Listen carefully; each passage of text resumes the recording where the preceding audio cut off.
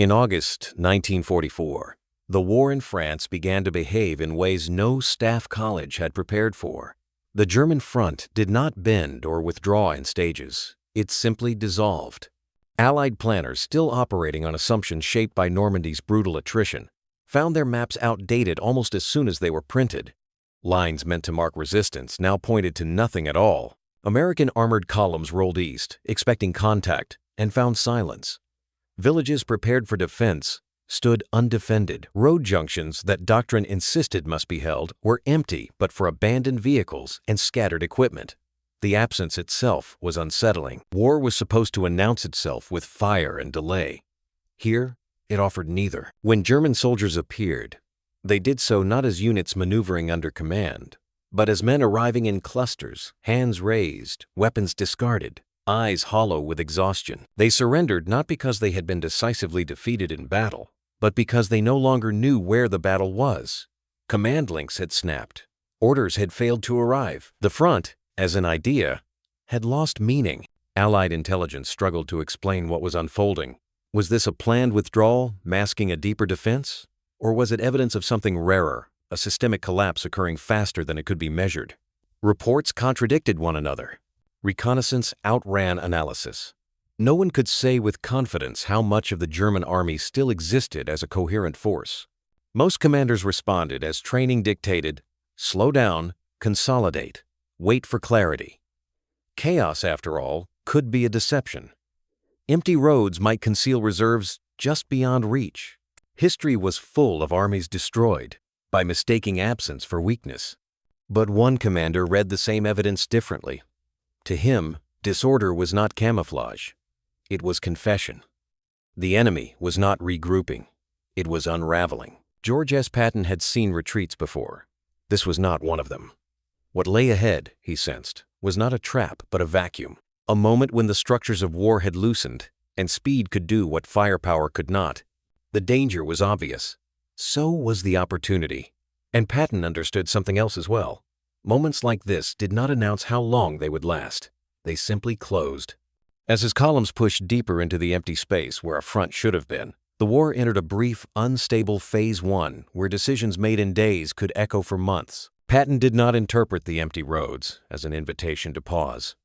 He saw them as proof that time itself had become the decisive terrain. While other commanders spoke of consolidation and rest, he ordered his army forward. Not tomorrow, not after reorganization, now. The Third Army moved as if the rules governing tempo had been quietly suspended. Columns advanced so quickly that staff officers struggled to keep maps current. Unit positions changed faster than reports could be typed. By the time headquarters marked a bridge as contested, Patton's tanks were already across it. German engineers, trained to destroy crossings at the first sign of danger, were caught unprepared not by superior force, but by speed beyond expectation. Bridges fell intact because no one believed an enemy could arrive that soon. This acceleration did more than seize ground. It dissolved coherence on the other side. German headquarters lost track of its own front line, not because communications were jammed, but because the front no longer behaved predictably. Reports arrived late and contradicted one another. Divisions were reported engaged in areas already passed through. Defensive plans assumed pauses that never came. The men captured along the roads told a consistent story. They did not speak of counterattacks being prepared or reserves being assembled. They spoke of marching without sleep, of orders that changed mid-movement, of officers who no longer knew where neighboring units were located. Exhaustion, not ideology, defined their resistance. They were not withdrawing to fight another day. They were simply trying to survive the one they were in. This was not a maneuvered retreat, drawing the enemy inward. It lacked structure, timing, and intent. It was systemic failure unfolding in real time. The machinery of command had fallen behind the pace of events, and once that happened, recovery became exponentially harder. Patton understood what this meant. War, usually governed by balance and friction, had slipped briefly into imbalance. Momentum was compounding faster than the enemy could adapt. Each mile gained made the next easier. Each hour saved denied the Germans a chance to think. But speed, once unleashed, demands faith as much as fuel. Doctrine offered no guidance for success moving this fast. It only warned of disaster if it failed. And as Patton's army surged ahead, leaving expectations and safeguards behind, the question sharpened quietly in every headquarters. How long could history remain off balance before it snapped back? As the miles accumulated and resistance failed to materialize, Patton arrived at a conclusion few commanders were willing to voice aloud. Germany, he believed, was no longer fighting because it could win. It was fighting because it had not yet accepted that it could not. Habit, not strategy, now held the front together. What he saw ahead was not an enemy regrouping, but an institution continuing out of momentum alone. Orders were still being issued. Units were still moving. But the purpose behind them had thinned. The German army, once defined by initiative and coordination, was now reacting rather than deciding. If pressure remained constant, Patton believed that reaction itself would break. In this reading of the war, firepower was no longer decisive. Time was. Each uninterrupted hour denied the German command the space to restore coherence. Each pause granted it the chance to breathe, reorganize, and remember how to resist. The math was simple. Speed compressed the enemy's options. Delay expanded them. Patton began to speak in terms that unsettled those around him.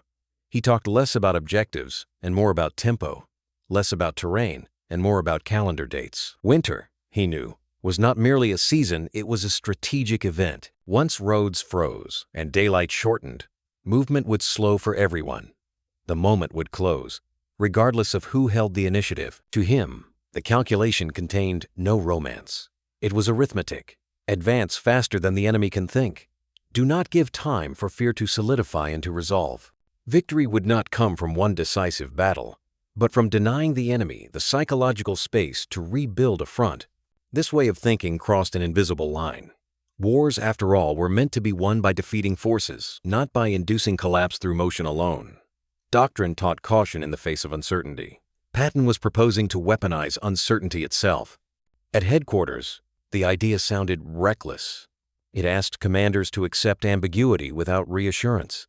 It demanded faith that absence meant weakness, not concealment. Above all, it shifted risk forward in time, rather than containing it in space. If Patton was wrong, the consequences would arrive suddenly and without warning. Yet the reports continued to arrive. Empty roads, broken units, confused prisoners. Each fragment of evidence nudged the forbidden thought closer to plausibility. The war was not ending because the enemy was destroyed. It was ending because the enemy was losing the ability to decide. The question was no longer whether this moment existed. It was whether anyone beyond Patton was willing to act as if it did before the calendar intervened, and arithmetic gave way once more to attrition. Patton did not frame his proposal as a revolution in warfare. He presented it as a continuation of what was already happening, only without hesitation. The front had collapsed. Resistance was scattered. Momentum was compounding. To stop now, he argued, would not restore order. It would give the enemy time to rebuild it. His plan was disarmingly simple. Keep driving east, without pause, deep into Germany itself. There would be no long operational halts to dress flanks or realign core boundaries. Units would protect themselves by moving faster than threats could form. The traditional rhythm of advance push, stop, consolidate, repeat, would be abandoned. Patton believed that rhythm belonged to a different phase of the war, one where both sides still possessed coherence. This phase, he insisted, was something else. Even the Rhine was reimagined. For most planners, it was the final natural barrier of Western Europe, a line that demanded careful preparation and overwhelming force. Patton treated it as a problem of timing rather than engineering. Rivers, like enemy units, only became formidable when defenders had time to organize around them. Cross it before that happened, and it was merely another obstacle. Doctrine offered little support. Field manuals warned explicitly against outrunning supply lines, exposing flanks, and advancing without firm intelligence. Every principle Patton was setting aside existed for good reason. Armies that ignored them rarely survived long enough to explain why. But history whispered a different lesson. Blitzkrieg, the very method Germany had used to dismantle France in 1940, had worked precisely because it ignored methodical caution. Speed had replaced certainty. Disruption has substituted for destruction. Patton was not inventing a new form of war. He was proposing to borrow Germany's own logic and turn it back upon them at a moment when they were least prepared to endure it. This inversion unsettled his peers. To succeed, The plan required accepting ambiguity as a constant condition. It demanded trust in momentum rather than control. Most troubling of all, it offered no graceful failure mode. If the enemy truly was collapsing, the reward might be decisive. If Patton was wrong, the consequences would not unfold gradually. They would arrive all at once. Staff officers began to calculate those consequences. What if German reserves still existed beyond the horizon? What if a counterattack severed supply lines? What if Patton's spearhead became isolated hundreds of miles ahead of support? In their estimates, disaster did not need to be large to be fatal. A single mistake, amplified by distance and speed, could unravel everything. Patton listened, but he did not retreat. To him, the greater danger lay in doing what felt safe. Caution, he believed, had a way of arriving too late. The plan made everyone nervous because it offered no comfort, only urgency. As it moved upward through headquarters, stripped of its momentum and reduced to arrows on maps, one question followed it relentlessly. Was this the kind of audacity that ended wars, or the kind that ensured they lasted longer? No discussion of Patton's proposal could be separated from the man himself. His record was impossible to ignore. Wherever he had been given room to operate, results followed with startling consistency. Units under his command moved faster, struck harder, and recovered quicker than expected. Yet alongside that brilliance ran a volatility that made senior commanders uneasy long before August 1944. Patton carried history with him into every briefing. Past scandals lingered in memory moments when discipline had blurred into excess, when judgment had been questioned not by the enemy, but by his own side. These incidents did not erase his achievements, but they reframed them. Each new request he made was filtered through old doubts, replayed in the quiet calculations of men responsible not just for winning battles, but for sustaining an alliance. At headquarters, risk was measured on more than a battlefield scale. An overextension that ended badly would not merely cost divisions, it would damage credibility. A single disaster could fracture Allied unity, invite political scrutiny, and force a reckoning far beyond operational charts. The war was being watched by governments, by civilians, by history itself. Patton's confidence made for victories, but it also magnified the consequences of failure. To those weighing his proposal, the danger was not that Patton lacked ability. It was that he possessed too much faith in momentum to acknowledge limits. The faster he moved, the fewer safeguards remained.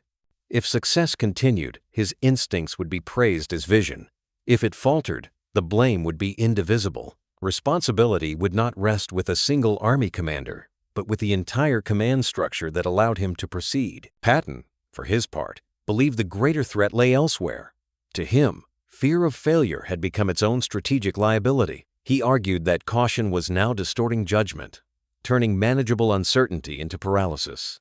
The enemy, he insisted, was being granted time not because it deserved it, but because leaders feared explaining boldness more than explaining delay. The results on the ground reinforced his certainty. Miles gained without resistance. Prisoners taken without battle. Objectives reached ahead of schedule. Each success sharpened the contradiction. The war was offering evidence that his instincts were correct, even as his reputation urged restraint. This tension between undeniable performance and persistent mistrust hung over every decision. Patton was winning too quickly to ignore and carrying too much baggage to unleash without hesitation.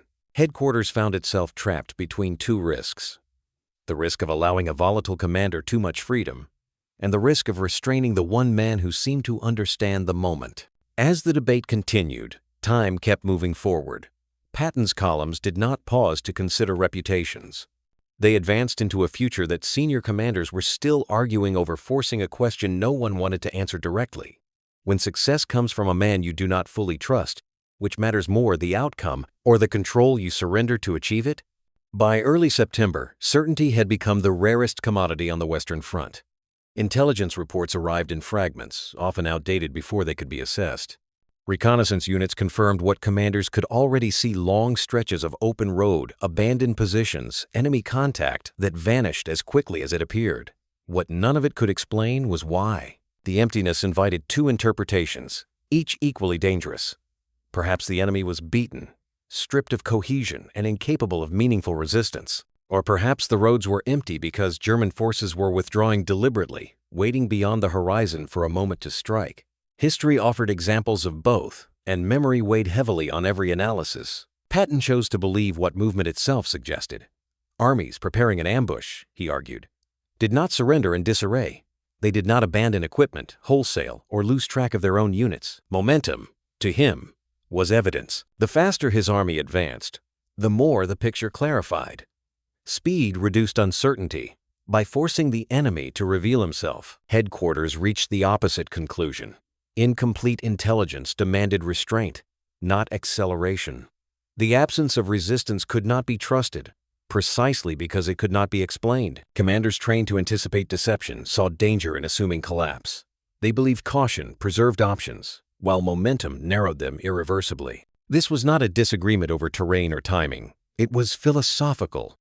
At its core lay a question older than the war itself, whether uncertainty should be met with action or containment. Patton believed action transformed uncertainty into advantage. Headquarters believed containment prevented uncertainty from becoming catastrophe. Both positions could cite precedent. History remembered audacious advances that shattered enemies before they could recover. It also remembered armies destroyed, because confidence had outrun reality. The line between boldness and hubris was thin, and often only visible in retrospect. As debates continued, the war refused to pause. Fuel convoys struggled to keep pace. Infantry followed armored spearheads into spaces no one had expected to occupy so soon. Each mile gained increased both opportunity and exposure. The faster Patton moved, the more difficult it became to reverse course without cost. No intelligence summary could resolve the argument. There was no decisive report, no intercepted message that settled the question. The truth lay ahead, somewhere beyond the empty roads, waiting to be encountered rather than understood. What remained was a choice between two forms of risk: the risk of moving too fast into the unknown and the risk of slowing down while the unknown reorganized. Both carried consequences that could not be measured in advance. In time, one interpretation would prove correct, but by then, the decision would already be irreversible, etched into miles advanced or hours lost, and into a war that was quietly demanding to know whether confidence was guiding it forward or leading it astray. The Third Army's greatest obstacle did not wait behind hedgerows or river lines. It waited in depots hundreds of miles to the rear. As Patton's columns surged eastward, they began to outrun the system designed to sustain them. The advance had been planned in stages. Reality had erased those stages entirely. Gasoline became the new terrain. Tanks that could cross Europe in days sat silent by the roadside, engines cold, their crews listening not for enemy fire but for the arrival of fuel trucks. The paradox was unmistakable. An army winning too quickly to be supplied at the pace of its success. Movement had exposed the limits of modern war's invisible machinery. German units, battered and disorganized, escaped not through superior tactics but through Allied immobility. A handful of miles without fuel could undo weeks of momentum. Crews watched as enemy remnants slipped away, not because they were defeated, but because there was no gasoline left to pursue them. Victory, it turned out, could stall as completely as defeat. The burden fell on the Red Ball Express, a logistics operation pushed far beyond its intended scope. Thousands of trucks ran day and night along designated routes, engines overheating, drivers exhausted, schedules collapsing under their own weight, roads clogged with traffic that had never been meant to flow so far, so fast. Accidents multiplied, maintenance lagged. What had been an extraordinary achievement in supply now struggled simply to keep pace. Every gallon became a decision. Fuel allocated to Patton meant fuel denied elsewhere. Other armies waited, their advances slowed or reshaped by the same scarcity. The Western Front, once defined by geography and enemy disposition, began to bend around logistics charts. Strategy no longer flowed from objectives alone, but from distribution tables and delivery schedules. Patton understood this shift instinctively. To him, fuel was not merely supply, it was time compressed into liquid form. Each tank filled represented hours denied to the enemy. Each delay allowed German command another chance to reorganize, to patch together defenses, to remember how to resist. He argued that gasoline spent today saved lives tomorrow by preventing battles that would otherwise have to be fought. But the system could not be persuaded by philosophy. Logistics obeyed arithmetic, not urgency. Pipelines had limits. Trucks had capacities. Routes had bottlenecks. The faster the army moved, the more brutally those limits asserted themselves. Modern warfare, for all its speed, remained anchored to infrastructure that could not improvise at the same pace. At headquarters, the fuel crisis reframed the entire debate. What had begun as a question of risk and doctrine now became a matter of allocation. Supporting Patton's momentum required privileging one vision of the war over all others. It meant betting that speed would end the conflict sooner than balance would sustain it. As shortages worsened, logistics ceased to be a background concern. They dictated tempo, direction, and possibility. Commanders spoke less about enemy positions and more about tonnage delivered. The battlefield extended backward along supply routes, into depots and motor pools, where decisions carried consequences as real as any made at the front. Patton continued to press forward, arguing that fuel withheld was opportunity surrendered. Others countered that an army without supply was merely an accident waiting to happen. Between these positions lay no compromise, only finite resources and irreversible choices. And as gasoline quietly replaced gunfire as the most decisive factor on the Western Front, one truth became impossible to ignore. The war was no longer being decided solely by how fast armies could move, but by who controlled the flow of what made that movement possible. From a distance, the war appeared orderly.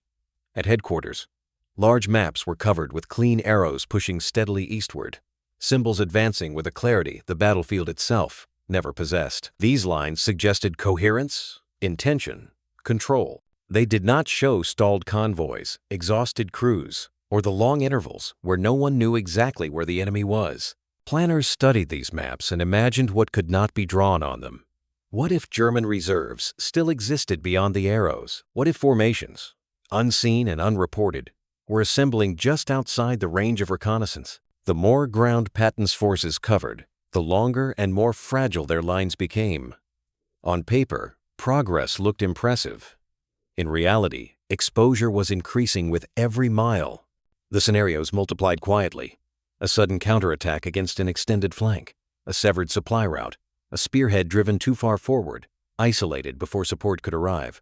None of these outcomes required a powerful enemy, only one still capable of choosing the right moment.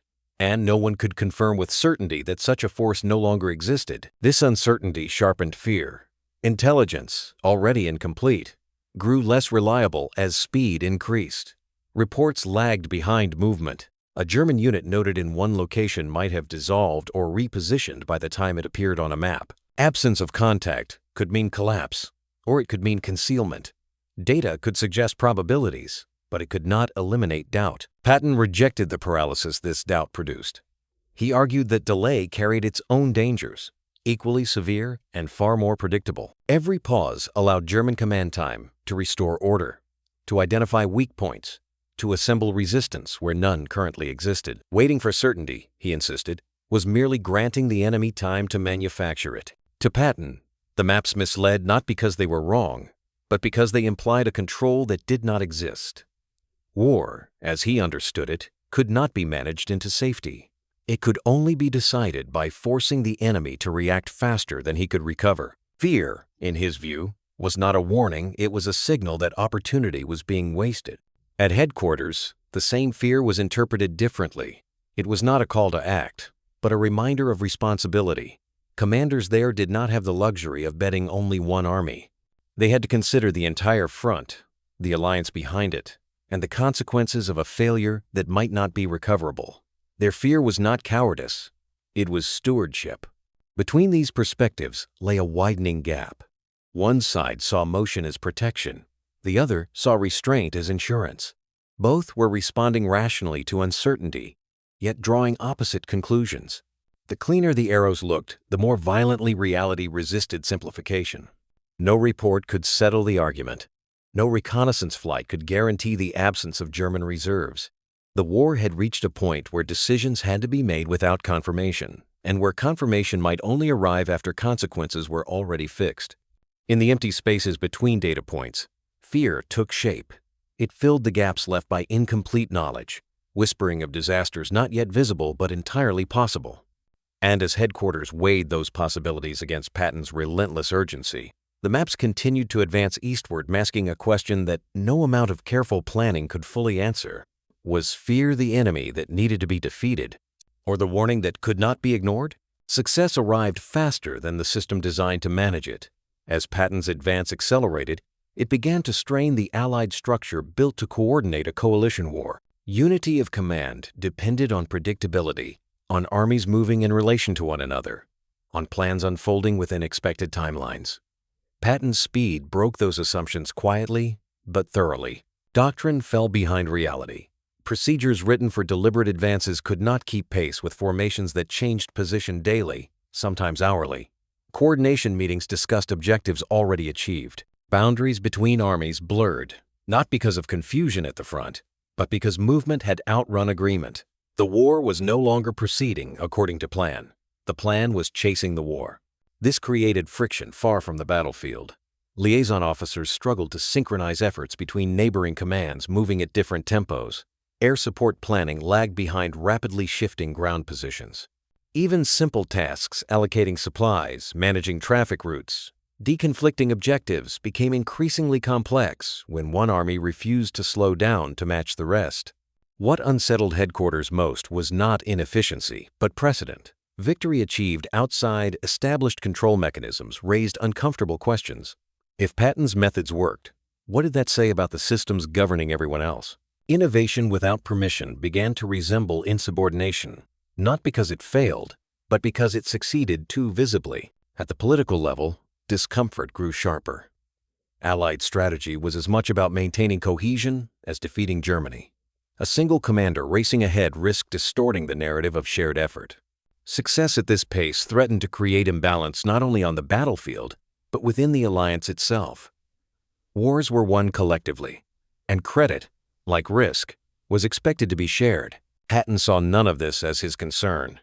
To him, unity of command existed to win the war, not to restrain momentum when victory appeared within reach. He believed the system should adapt to success, not suppress it. If the enemy was collapsing, the correct response was to accelerate, not to pause for symmetry. Headquarters interpreted the same facts differently.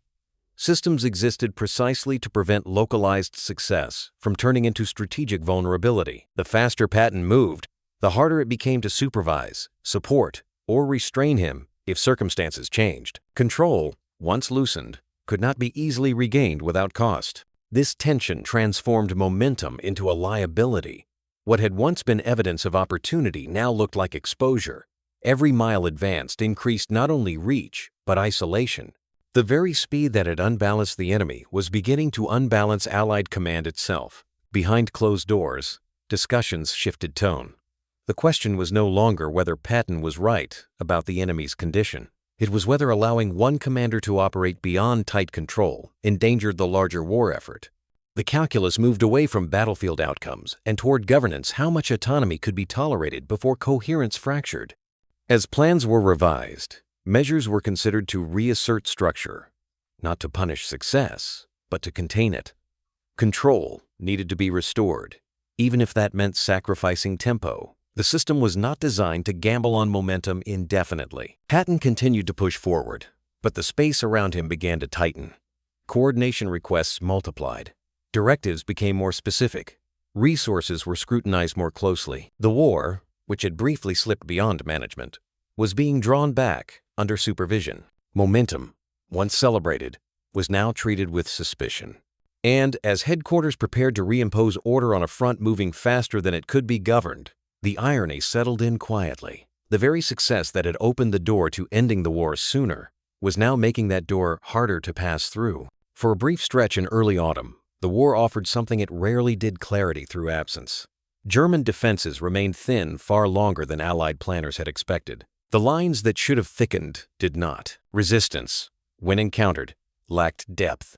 There were no layered positions, no prepared fallback zones waiting to absorb the blow. The enemy was still reacting, not rebuilding. Ahead lay rivers that doctrine had long marked as decisive. The Meuse, the Moselle, even the Rhine itself no longer seemed unreachable. What once required months of preparation now appeared, improbably, within operational reach, not because the obstacles had changed, but because the defenders behind them had not yet arrived. The psychological dimension sharpened with every mile gained. German command was still issuing orders, still moving units on paper, but its authority was fraying. Communication delays stretched into silences. Decisions arrived too late to matter. What Patton sensed and what some intelligence officers quietly acknowledged was not merely physical weakness, but mental exhaustion at the highest levels. The possibility of collapse was no longer theoretical. This was not the kind of collapse that followed encirclement or annihilation. It was subtler. A failure of confidence. A loss of belief that the next line would hold when the last one had not. Armies could survive casualties. They struggled to survive inevitability. And inevitability, in this moment, felt close. Winter had not yet imposed itself. Roads remained open. Rivers were low. Days were still long enough to support sustained movement. These conditions were temporary, and everyone knew it. The calendar, more than the enemy, now threatened momentum. Once weather intervened, speed would slow, options would narrow, and the war would revert to its familiar, grinding shape. What made the moment so dangerous was its narrowness. There was no margin for hesitation.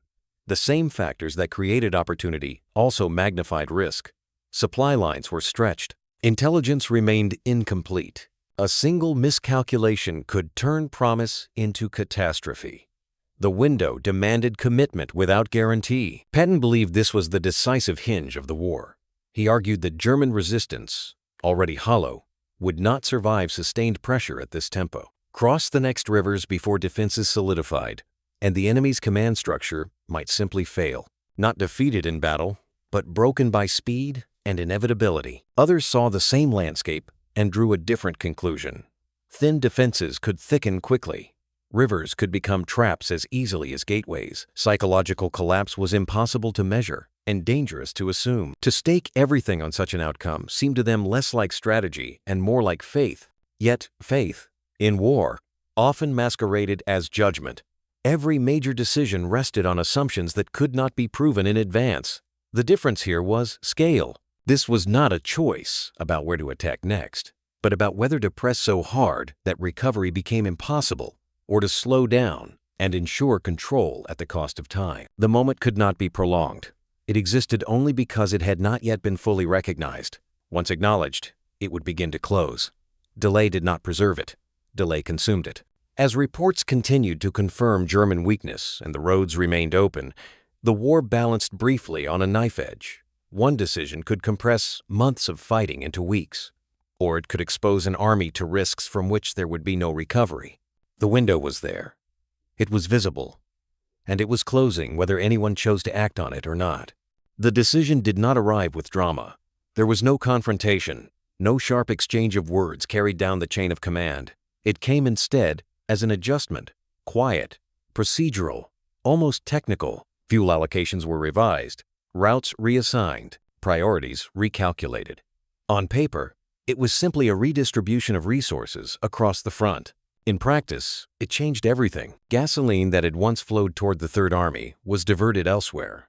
The emphasis shifted from momentum to balance, from exploiting collapse to maintaining cohesion. Other formations, advancing more deliberately, were reinforced. The logic was sound. A broader front reduced exposure. A synchronized advance minimized risk. What it did not do was preserve speed. Patton received the order to halt and realign his forces. His spearheads, already straining against their limits, were told to pause, consolidate, and conform to the larger plan. The language was careful, deliberately impersonal. This was not a rebuke. It was not a judgment on his conduct. It was procedure reasserting itself. At headquarters, the decision was framed as responsible stewardship. The war was too large, the stakes too high, to hinge on a single thrust, no matter how promising. Risk, they believed, had to be managed out of the system before it became unmanageable. Momentum, powerful as it was, had begun to look unpredictable. The logic followed a familiar pattern. Systems exist to prevent disasters, not to chase possibilities. The faster Patton moved, the less room remained for correction if something went wrong. By slowing him down, headquarters believed it was protecting not just an army, but the entire campaign. What was less openly acknowledged was what the decision removed along with the risk. Opportunity does not survive moderation. It depends on imbalance, on moments when one side has not yet adjusted. By the time a system recognizes such a moment, it often seeks to correct it, restoring symmetry where asymmetry had offered advantage. On the ground, the effects were immediate and subtle. Engines went silent. Columns waited. Units that had been conditioned to expect movement found themselves marking time. German forces, still disorganized, gained hours they had not expected to receive. Orders that would have arrived too late now arrived in time. Patton understood the implications instantly. Speed, once lost, could not be resumed at will. Momentum was not a switch to be flipped back on. It was a condition that existed only while pressure was uninterrupted. Pause long enough, and the enemy began to breathe again. He protested, but within limits. The order was lawful, the authority unquestionable. He argued that the enemy was being granted exactly what it needed: time. That safety itself carried risk, but arguments, once made, changed nothing. The machinery of command had already turned. At headquarters there was relief. The front was back under control. Coordination improved. Planning cycles stabilized. The war once again behaved as it was supposed to: methodical, deliberate, predictable. The danger of a sudden, catastrophic failure receded.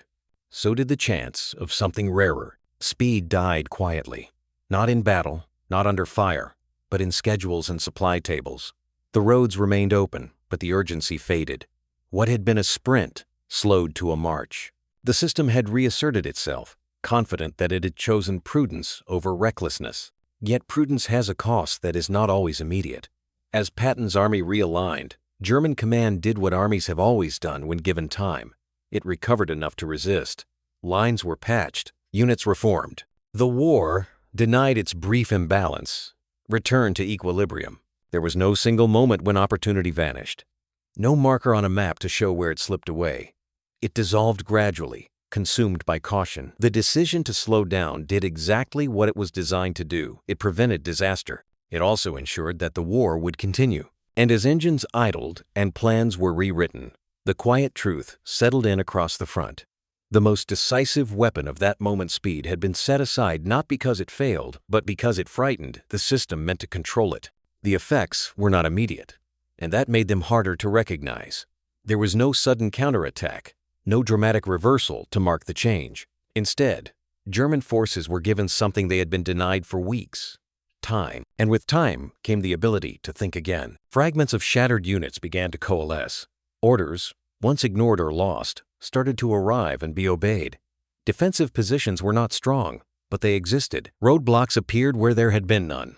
Artillery registered likely approaches. The enemy had not recovered its former strength, but it had recovered enough.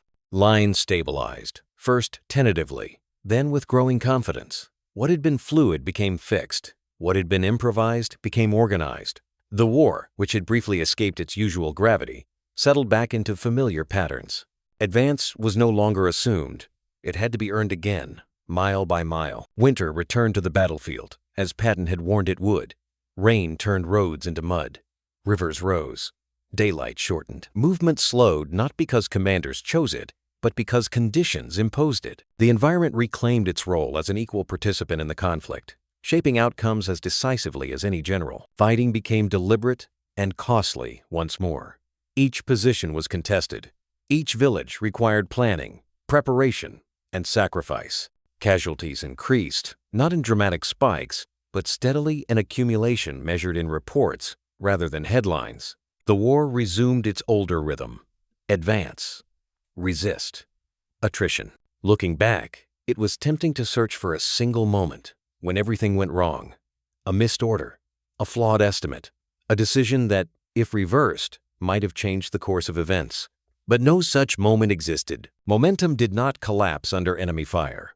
It faded under restraint. What might have ended quickly now dragged on, not because of failure, but because of caution applied too late to preserve opportunity and too early to guarantee safety.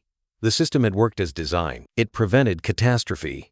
It also prevented closure. The cost of that lost time was not abstract. It was measured in extended campaigns, in cities reduced under sustained bombardment, in soldiers who fought through another winter because the previous autumn had not been pressed to its limit. None of this could be traced to a single choice.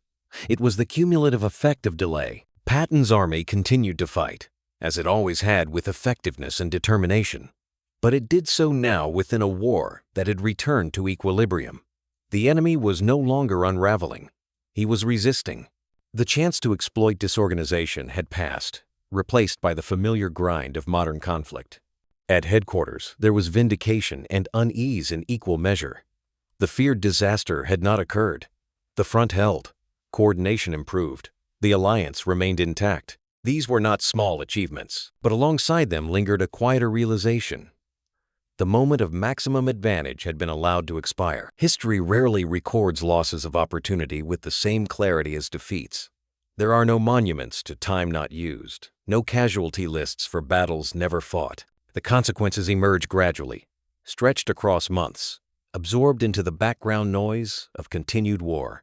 By the time Germany was pushed back once more, the conditions that had made a rapid end conceivable were gone.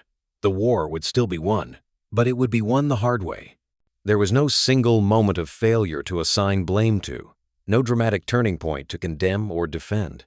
There was only the loss of time and the understanding, arrived at too late to matter, that time had been the most precious resource of all. The war did not end in 1944. It moved forward instead, heavier and slower, into another year. What had once felt like a race became a grind. By early 1945, the Western Front stretched under the weight of resumed resistance. Its tempo dictated less by opportunity than by endurance. Cities that might have been bypassed or entered intact were now fought over methodically. Each became a problem to be solved rather than a space to be passed through. Artillery prepared the way, infantry cleared block by block, air power returned to its familiar role of reduction rather than disruption. Destruction followed process, not panic. Casualties mounted quietly, steadily, across all fronts. They did not spike in a single disastrous engagement, but accumulated through persistence. Each river crossing required lives. Each fortified town demanded payment. The enemy was weaker than before, but no longer disorganized enough to be ignored. He could still delay. He could still kill. Strategic caution, once embraced as prudence, revealed its human cost over time. What it saved in sudden catastrophe, it spent in drawn-out suffering. The war became a sequence of necessary battles rather than an unraveling campaign. There were no shortcuts left, only obligations. None of this suggested that victory was in doubt. By 1945, the outcome was clear. German defeat was inevitable. But inevitability does not spare those who must live through it. The longer the war continued, the more it demanded from soldiers already exhausted by years of fighting. Commanders planned carefully. Logistics were synchronized. The alliance functioned as intended. In institutional terms, the system worked, but systems do not feel loss the way people do. For those on the ground, each additional month of war carried consequences that no post-war analysis could fully balance. As the front moved eastward again, now under winter skies and spring rains, the earlier moment of imbalance faded into memory. It was replaced by a familiar certainty. Progress would come at a cost, and that cost would be paid incrementally. There would be no sudden collapse to end the fighting. The enemy would be dismantled piece by piece. When victory finally arrived, it did so without surprise. Germany fell not because its command broke psychologically, but because it was overwhelmed materially and territorially. The war ended as wars usually do, through exhaustion, occupation, and surrender. In the aftermath, attention turned naturally to rebuilding and remembrance. But among historians, a quieter question lingered. It was not an accusation, nor a claim of certainty. It was a reflection shaped by hindsight and constrained by what could never be tested. Could it have ended sooner? The question resisted easy answers. Counterfactuals always do. No one could prove that sustained momentum would have forced collapse. No one could prove that it would not have led to disaster. What remained was the record. A brief period when conditions aligned unusually well, followed by a decision that returned the war to its expected path. The cost of that return was measured not in defeat, but in duration. In weeks that became months. In lives spent not to avert catastrophe, but to complete a victory already assured. History does not render verdicts on such moments. It offers only perspective. The war was won. That fact is not in dispute. What remains open is whether winning it more cautiously also meant winning it more expensively. By 1945, the chance to find out was gone. The window had closed long before, unnoticed in the moment, obvious only in retrospect. What followed was the war that history remembers a necessary victory, achieved at a cost that might have been smaller, but never provably avoidable. And so, the question persists, not as an indictment, but as a reminder. In war, time is never neutral. It is either seized or surrendered. And once surrendered, it never returns. Modern war is not won by impulse alone. It is managed by systems designed to coordinate vast resources, align multiple commands, and prevent single points of failure from cascading into catastrophe. By 1944, the Allied war effort had become exactly that, a machine calibrated for reliability rather than brilliance, endurance rather than daring. These systems were not built to chase opportunity. They were built to survive uncertainty. Their purpose was to ensure that no individual decision, however bold, could endanger the entire enterprise. In coalition warfare especially, stability was not a luxury, it was a necessity. The war had to be waged in a way that allies could understand, support, and sustain. From this perspective, Patton was a problem not because he failed, but because he succeeded outside the system's expectations. His speed, his intuition, and his willingness to accept ambiguity challenged the logic of centralized control. Systems depend on predictability. Patton thrived on disruption. Where the system sought balance, he sought imbalance. This was not a personal judgment, but an institutional one. Headquarters did not see itself as restraining genius. It saw itself as preventing disaster. History offered too many examples of commanders whose audacity ended not in victory, but in ruin. For every bold success, there were failures that destroyed armies and prolonged wars. Systems existed to prevent becoming one of those examples. Control, therefore, was chosen over chaos. Stability over speed. Not because speed was inherently wrong, but because it could not be guaranteed to remain advantageous. The faster Patton moved, the more the system's ability to intervene diminished. If conditions changed suddenly and war ensured that they could, the consequences would be immediate and severe. In choosing control, headquarters accepted a slower war as the price of safety. It believed that a methodical advance, even if costly in time, would preserve cohesion and prevent a reversal that might undo years of effort. The goal was not to win brilliantly, but to win surely. Patton represented an exception that systems struggle to handle. He embodied the kind of individual initiative that can transform moments of instability into decisive outcomes, but only if allowed to operate beyond normal constraints. Systems, by design, resist such exceptions. They cannot easily distinguish between audacity that will succeed and audacity that will fail until after the fact. This is the paradox at the heart of modern warfare. The qualities that create opportunity are often the same ones that create unacceptable risk. To embrace them fully is to gamble with outcomes that cannot be reversed. To suppress them is to ensure predictability, but also to forfeit possibilities that systems are not equipped to recognize. History does not offer a verdict on this choice. It cannot. There is no controlled experiment, no alternate timeline against which decisions can be measured. What exists instead are consequences observable, documented, and incomplete. The war was won. The alliance held. Catastrophe was avoided. These were real achievements, and they mattered deeply at the time. At the same time, the war lasted longer than it might have under different assumptions. It demanded more lives, more destruction, more endurance than a faster collapse would have required if such a collapse had been possible. Systems do not regret. They do not reflect. They function according to design. In 1944, the design favored control, and control delivered a familiar outcome: a slow, costly, inevitable victory. Patton's moment passed not because it was disproven, but because it could not be reconciled with the logic governing the war. The system did what it was built to do. It removed uncertainty, even when uncertainty carried opportunity with it. What remains is not judgment, but understanding. Modern war rewards caution as often as it rewards daring.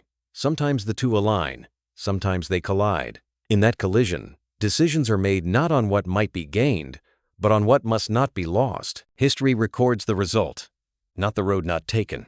And in the space between those two lies the quiet truth of 1944. The war was not decided by a single man's ambition or a single order from headquarters. but by a system choosing certainty, knowing full well that certainty has a cost. As autumn turned to winter and winter gave way to another spring, the conflict moved forward without him at its center.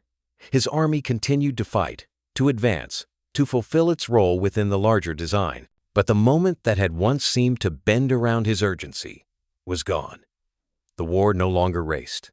It endured. Germany fell months later.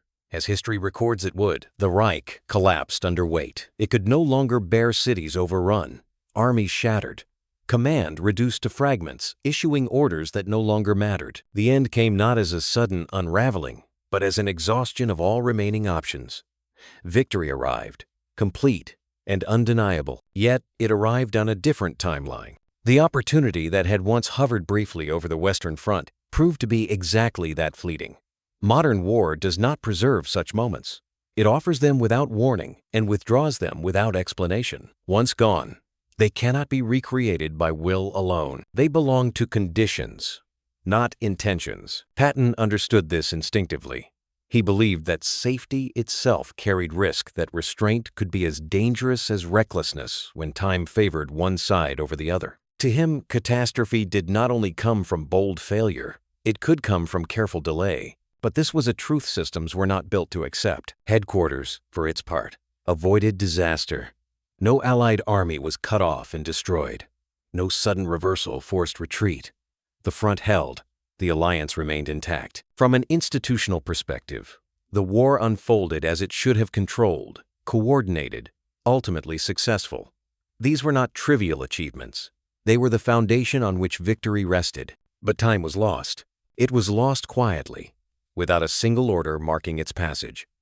Lost in pauses, in realignments, in the reassertion of balance where imbalance had once favored speed. Lost not to error, but to design. The system functioned as intended, and in doing so, surrendered the only resource it could not replenish. The war endured the delay. It demanded more months, more lives, more destruction than a faster collapse might have required. Not because leaders were blind or timid, but because they chose certainty over possibility. They chose to ensure victory rather than to gamble on ending the war sooner.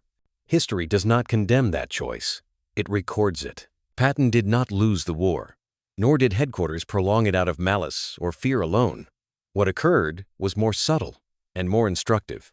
A system designed to prevent catastrophe encountered a moment when opportunity required risk and chose to remove risk from the equation.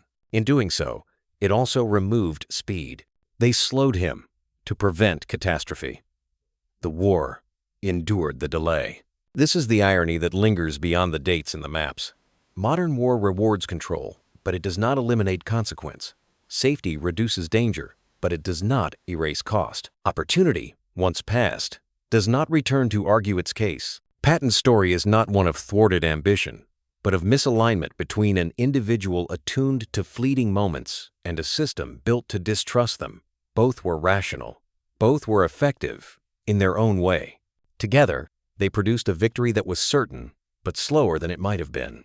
The war outlasted him not because he was wrong, but because the structure of modern conflict could not accommodate the kind of risk he believed the moment demanded. What remains is not a verdict, but a reflection. Wars are not only decided by who advances fastest or who plans best. They are decided by what a system is willing to risk and what it is not. In 1944, the system chose control. It avoided disaster, but in doing so, it allowed time to slip away. And time, once lost, never asks to be recovered.